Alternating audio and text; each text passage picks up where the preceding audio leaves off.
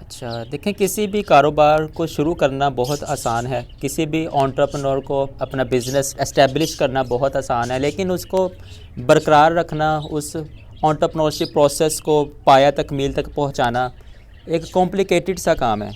इसलिए तो बहुत से जो बिज़नेसमैन हैं वो अपने बिज़नेस में कोलैप्स कर जाते हैं, उनके बिज़नेस कोलैप्स कर जाते हैं।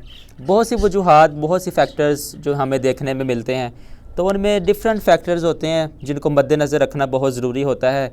अगर एक बिज़नेसमैन या एक एंटरप्रेन्योर उस प्रोसेस के अंदर उन फैक्टर्स को मद्देनज़र ना रखे तो उसका बिज़नेस बहुत जल्द कोलैप्स हो सकता है, उसका नुकसान हो सकता है। तो इसके लिए बहुत ज़रूरी है कि हमें कुछ चीज़ों का पता होना बहुत ज़रूरी है कि अगर हम एक नया बिज़नेस एस्टेब्लिश करना चाहते हैं, उसके लिए सबसे पहले तो ऐसा है कि आप जो बिज़नेस करना चाहते हैं, आप वो बिज़नेस क्यों करना चाहते हैं। अगर फॉर एग्ज़ाम्पल आप कोई नई प्रोडक्ट लॉन्च करना चाहते हैं, मार्केट में कोई नई प्रोडक्ट, कोई नई कमोडिटी जो है वो इंट्रोड्यूस करवाना चाहते हैं, वो आप क्यों करवाना चाहते हैं, उसकी रीज़न वाई, जो देखिए जो वाई होता है ना, वाई क्यों, ये बड़ा ज़रूरी है आपके बिज़नेस को इस्टेब्लिश करने के लिए।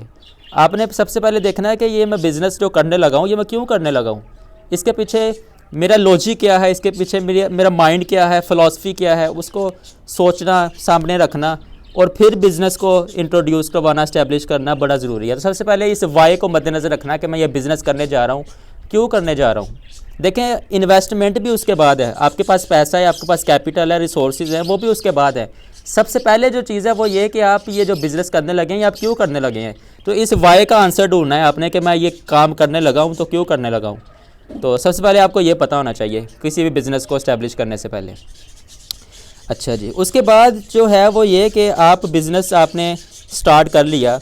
अब आपने देखना है कि इस बिज़नेस को स्टार्ट करने के लिए आपको कौन सा पॉइंट बेस्ट है, और आपने जो प्रोडक्ट लॉन्च करनी है, जो कमोडिटी आप मार्केट में लेकर आ रहे हैं, उस कमोडिटी की क्या मार्केट में वैल्यू है, क्या लोग उस कमोडिटी को प्रेफर करते हैं ज़्यादा से ज़्यादा।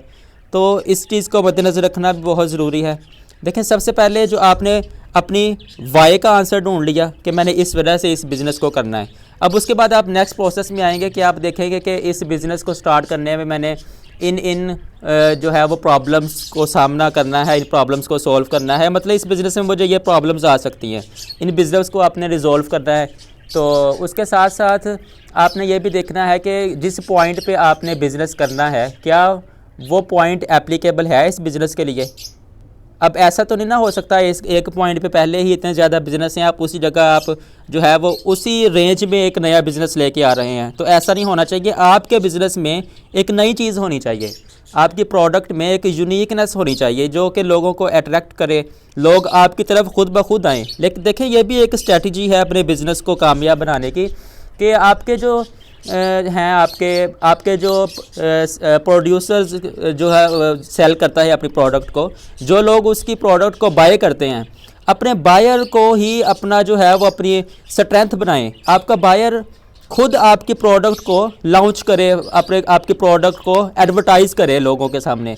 देखें, एक एडवर्टाइजमेंट वो होती है जो आप खुद करते हैं, आप जो है वो किसी कंपनी से कहकर आप अपनी प्रोडक्ट को लॉन्च करवाते हैं मार्केट के अंदर, आपकी प्रोडक्ट मार्केट में आती है, तो इस तरह आप इंट्रोड्यूस करवाते हैं अपनी बिज़नेस को। लेकिन इससे भी बढ़कर एक चीज़ ये है कि आपका जो आपका बायर है, जो आपकी प्रोडक्ट को बाय कर रहा है, वो खुद आपकी प्रोडक्ट को इंट्रोड्यूस करवाए लोगों के आगे। आपकी प्रोडक्ट ऐसी होनी चाहिए कि आपका बायर खुद आपकी प्रोडक्ट को लोगों को बताए कि ये प्रोडक्ट आई, देखें ये नई चीज़ है, ये मार्केट में आई है, तो वो खुद आपकी चीज़ को इंट्रोड्यूस करवाए। इससे जो आपकी कंपनी को, आपके बिज़नेस को जो स्ट्रेंथ मिलेगी ना, वो आपकी सिंपल एडवर्टाइजमेंट से कभी नहीं मिल सकती। तो आपकी यानी कि देखें, ये हमेशा याद रखें कि आपकी एडवर्टाइजमेंट से ज़्यादा ज़रूरी है कि आपकी वैल्यू की एडवर्टाइजमेंट होनी चाहिए, आपकी जो प्रोडक्ट है उसकी वैल्यू की एडवर्टाइजमेंट होनी चाहिए।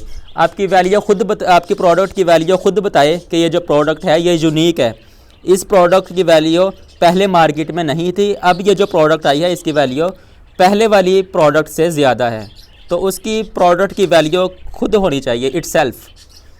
अच्छा, तो इसके बाद जो है वो ये कि आपका जो बिज़नेस है उसमें जो है वो एडवांसमेंट होनी चाहिए, रिसर्च होनी चाहिए। आप जो बिज़नेस करने जा रहे हैं उस पर आपकी